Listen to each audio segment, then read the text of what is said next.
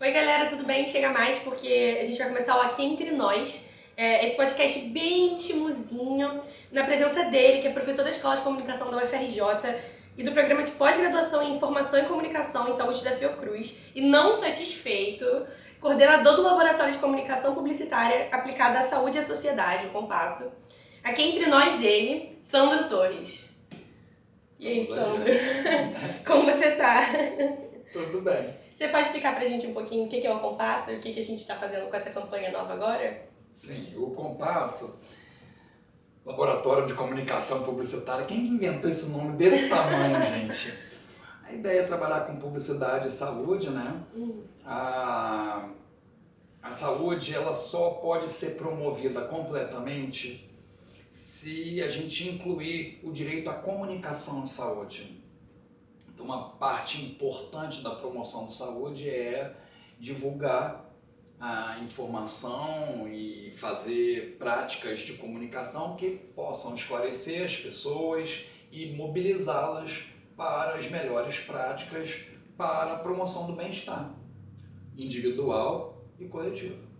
E essa campanha nova que está vindo aí? A campanha nova, ela é, por um lado, uma continuação natural da campanha anterior que a gente fez.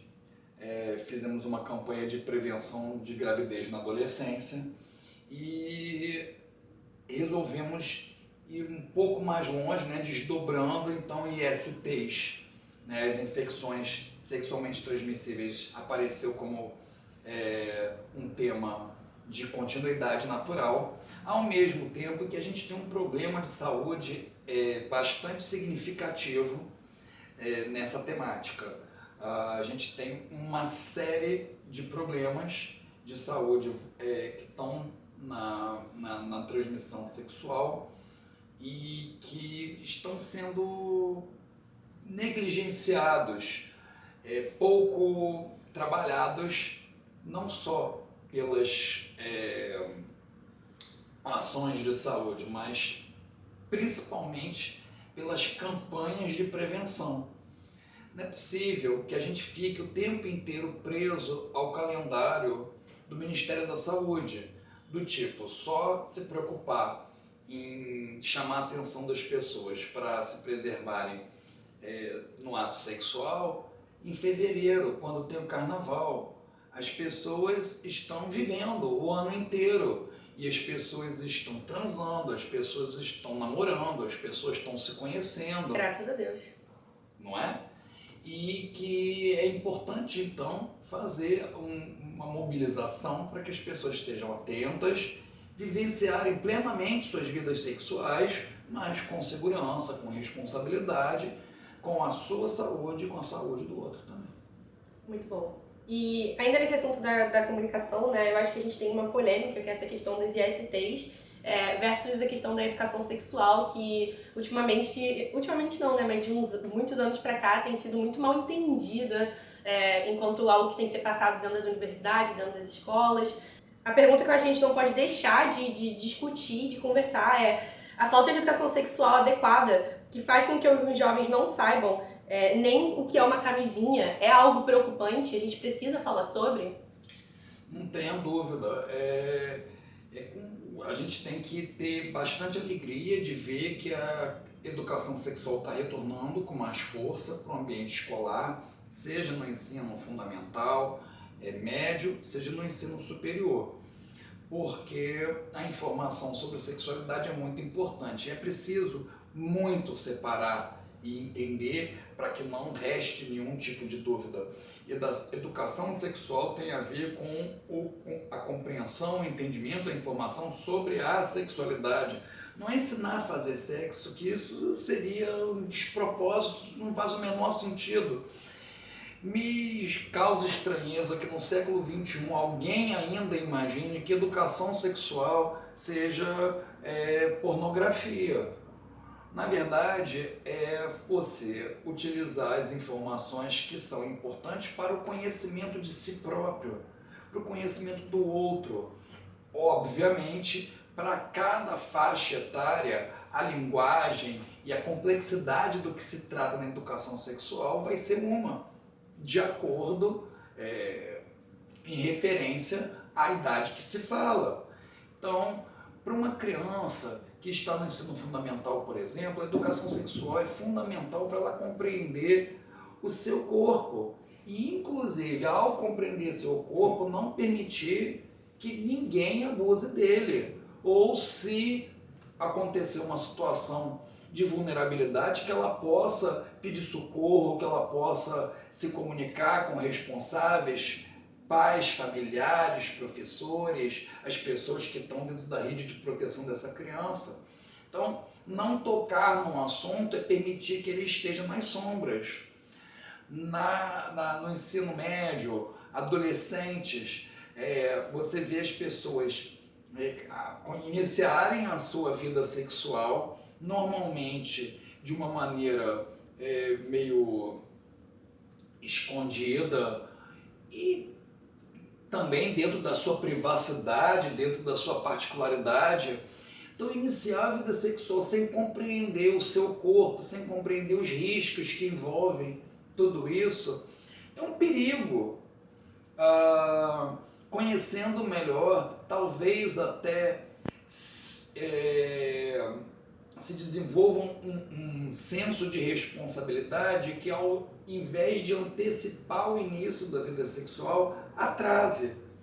Nos países onde a educação sexual é levada com mais seriedade, a gente vê exatamente que os jovens escolhem por si, por entendimento, por compreensão, por senso próprio, atrasar o início da vida sexual. Então é o contrário do que as pessoas imaginam. A educação sexual não faz as pessoas terem uma vida sexual precoce.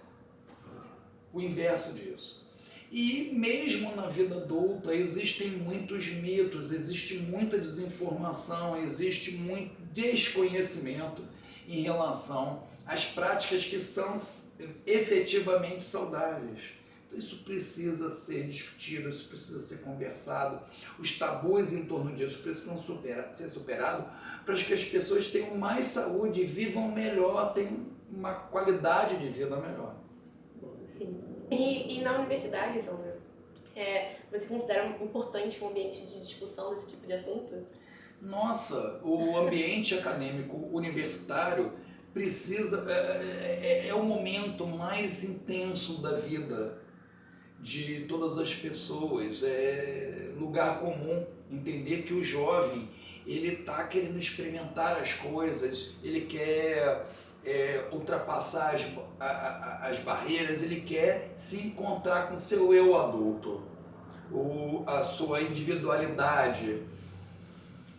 Então, nesse ambiente, tudo ser debatido às claras, ser conversado com clareza, com objetividade, vai fazer naturalmente que as experiências sejam experiências pautadas por comportamentos mais adequados, por comportamentos mais saudáveis, que vai inclusive impactar não só individualmente as pessoas, mas coletivamente, porque a gente reduz as chances dos surtos, e a gente está falando de ST. Não imagino que ninguém ache que seja bacana um surto de gonorreia, um surto de sífilis. E você só consegue interromper esse tipo de surto fazendo um trabalho de comunicação com a população, no caso jovem dentro da universidade, né?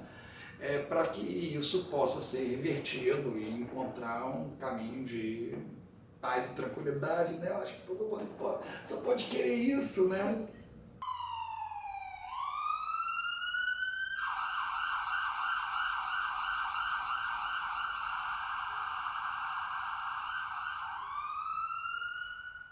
Mas aí, continuando esse papo gostoso, Sandra, a gente tem um Twitter e a gente tem um TikTok que se chama Fofoca de Date. Inclusive, você que tá assistindo, pode mandar sua fofoca pra lá, porque eu aquizinha vou estar reagindo à sua fofoca, de date especificamente. A gente quer saber a coisa boa.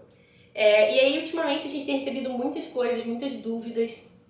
E uma das coisas que a gente mais ficou chocado, tanto eu quanto a produção, foi um relato de uma menina em que o cara simplesmente tirou a camisinha durante o ato sexual. E isso é completamente criminoso. Mas é muito comum também no ambiente universitário, a gente escuta diversas histórias de pessoas que não sabem como se proteger e se sabem como se proteger, escolhem não se proteger e cometem crimes como esse, assim. Então, como é que você acha que a campanha ela pode ajudar nesse sentido de trazer essa informação?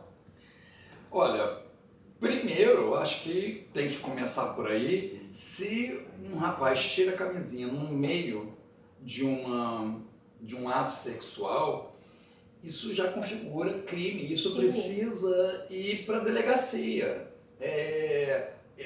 A coisa alcançou um nível tóxico. Inclusive, Delegacia da Mulher 180 e 190 também você pode discar. Importante a Delegacia da Mulher, porque existe um problema, né, de gênero que perpassa essa coisa, esse crime a retirada da camisinha no meio do ato, mas é possível que isso aconteça entre dois homens também. Sim. Então, 180 para mulher, mais 190 em delegacia e em outras circunstâncias também. Sim. Tá? Se vocês são dois caras e um perceber que aconteceu com o outro. E sobre a camisinha, ela é fundamental desde o início do ato sexual até o final, porque as pessoas imaginam que durante as preliminares ela não é necessária, mas os líquidos que saem do pênis, eles podem conter carga viral e então transmitir algum tipo de infecção no ato sexual. E não só quando existe penetração, né? Eu posso estar falando aquilo que ninguém queria ouvir, mas a verdade é que até no sexo oral o ideal é que seja feito com camisinha, porque toda infecção vai acontecer em contato com mucosas. Então, pênis, vagina, ânus, boca são lugares de transmissão. Braço não, peito não, mas mucosa sim. Então a camisinha ela é o anteparo, aquilo que vai proteger e impedir que o contágio se dê. Sem camisinha, risco o tempo inteiro de contágio. Vocês não estão ouvindo de mim, né? Vocês estão ouvindo dele. Então passa no posto de saúde, pega a sua camisinha completamente de graça e se protege na hora da relação sexual. Agora eu queria falar um pouquinho sobre o PrEP, né? Que é a profilaxia pré-exposição, que tem sido muito utilizada, mas ela só protege contra o HIV, né?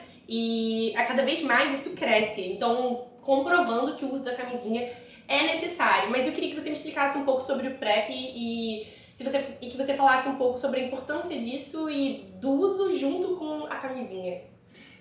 O PrEP, inclusive, deveria ser muito mais divulgado do que é. É uma profilaxia que permite você se prevenir para o contágio, especificamente do vírus HIV. Então, as pessoas que vivem uma vida solteira, com uma atividade sexual mais intensa, mudança de parceiros, é muito interessante considerar o PrEP e vale muito o uso porque o HIV é um vírus que pode causar muitos danos à vida da pessoa. O tratamento para HIV é um tratamento para o resto da vida, porque ainda não existe cura, apesar de muitas fake news aí dizerem que já existe cura da AIDS. Toda hora apareceu, e a AIDS foi curada? Não. Todas as pesquisas que estão até muito avançadas, elas ainda estão em fases de testes, então não existe uma cura definitiva. Então o PrEP é muito interessante, gratuito. Todo o PrEP é oferecido pelo SUS. Olha o SUS aí, gente. Olha o papel fundamental que o SUS tem. Viva o SUS, né? Viva o SUS. Agora, o PrEP só te protege do HIV. E existem várias outras infecções que são transmitidas sexualmente. E aí, a camisinha, ela não é substituída pelo PrEP. Tem que ser combinado. camisinha e PrEP para que a pessoa possa ter uma relação sexual tranquila, sem crise. Pô, Sem fala desespero, sério, né? sem desespero, sem precisar depois se preocupar. Sabe aquela bad do dia seguinte, É. do tipo, ai meu Coisa Deus, o que horrível. aconteceu? E aí o coração vem pra boca, o estômago fica no fundo, né? Aquele vazio gelado, e a pessoa, meu Deus, ninguém sai correndo pra fazer o exame. Ninguém precisa passar Ninguém por precisa. isso, né? Não, ninguém merece. precisa.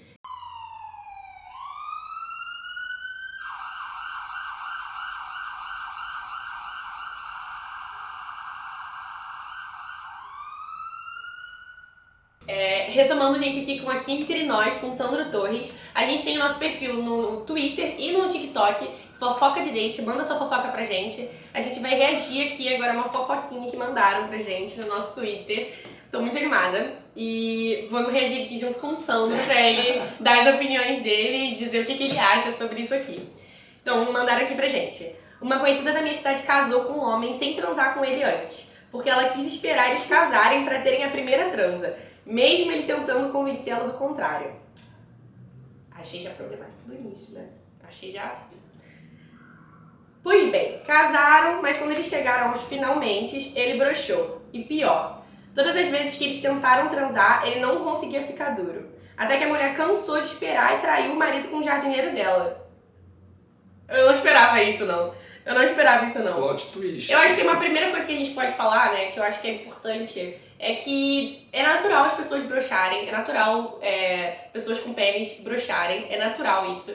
Eu não acho que a gente tem que fazer disso uma coisa enorme. Eu acho que se você tem algum tipo de problema, você pode procurar um médico, mas eu não acho que a gente tem que colocar isso como algo, que coisa horrível, ai, como ele não é homem, ou como ele é menos de uma pessoa porque ele broxa. Isso, over passado. Mas ele traiu com um jardineiro porque broxou. Sandra, o que você acha, Sandra? Não tem que trair por motivo nenhum, né? Inclusive também porque não broxou. Inclusive a pessoa, quando está com um problema de impotência, ela tem que buscar tratamento para isso. É legítimo, lícito que busque tratamento porque está atrapalhando a vida sexual saudável. Sim. Isso vai esbarrar de uma série de coisas, inclusive emocionais, e pode inclusive se desdobrar, se aprofundar e se tornar um problema mais grave ainda. Olha como é que a saúde sexual é importante para o sujeito como um todo, né? E o parceiro ou a parceira da pessoa que broxou tem que fazer todo um trabalho de apoio. Não é, tá bom, você tá broxando, então eu vou transar ali com o jardineiro que vai só, em vez de resolver o problema, vai criar o outro. Sim. Né? Bom, mas tomara que ela tenha transado com camisinha. Camisinha, né? Com jardineiro com camisinha, porque é uma realidade também muito mais comum do que as pessoas imaginam, é a pessoa ter relações extraconjugais e trazer para dentro do seu casamento, da sua relação estável, doenças, infecções sexualmente transmissíveis. Mas não para por aí, ela disse aqui, tá? Não para por aí. Ah, meu Deus! Ela e o marido, enfim, se separaram. Só que eles tiveram uma recaída e, pasme, eles finalmente transaram. Bom, né, pra ela, né? O cara só ficou de pau duro quando ficou solteiro. Que explícito. O cara só ficou de pau duro quando ele ficou solteiro. Então, assim, ela conseguiu que o marido não conseguia fazer sexo com ela, porque, na verdade, nunca quis casar. E o compromisso deu um bloqueio no queridinho dele. Doideira, né? Mas quem diagnosticou isso? Quem diagnosticou isso? Vai no médico, vamos conversar sobre impotência, pô. Não é fazer uma terapia também para entender que de repente não é nem nada disso. Mas, enfim, vamos considerar que seja por aí mesmo, né? Gente, olha, essa ideia, é óbvio que a gente tem que ter um respeito e significativo por quem só quer ter relação sexual depois do casamento por conta de crença religiosa, de fé e tal. Eu acho que Todas as pessoas de qualquer fé merecem respeito em relação às suas decisões sobre a vida sexual.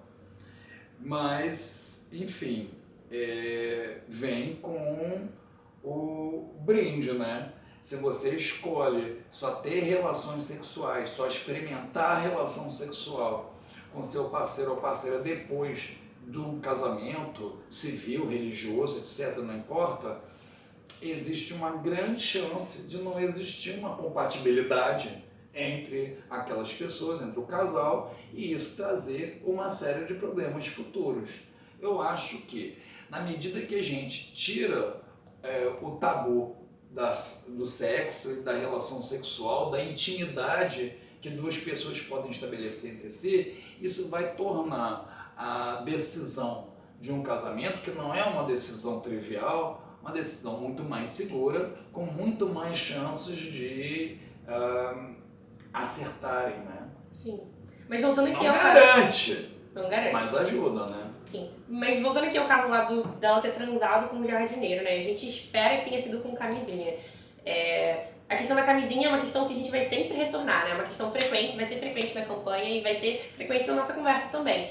Eu queria até te perguntar sobre essa questão que a gente está tendo agora, que é o surto de sífilis e de gonorreia. E como é que tá sendo? E como é que a gente pode fazer uma profilaxia disso? E o que você tem a dizer sobre?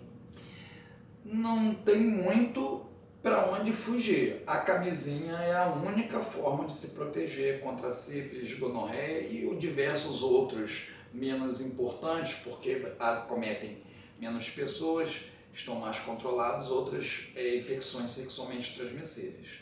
Mas não tem jeito, é só a camisinha que vai proteger as pessoas disso. Além do que, é preciso que todas as pessoas definitivamente compreendam que você não reconhece a pessoa que tem sífilis ou gonorreia pela cara, não é pela aparência. É muita tolice imaginar que você vai olhar uma pessoa e vai olhar assim: ah, esse cara aí não tem sífilis, essa menina não tem gonorreia, ela não tem cara de... Não existe cara de gonorreia nem cara de sífilis. Então é preciso estar pronto para qualquer circunstância. E a gente só fica pronto quando a gente está com camisinha, dando carteira no bolso, pegando um posto de saúde de graça pelo SUS. É isso, Sandro. Muito obrigada por ter participado com a gente aqui.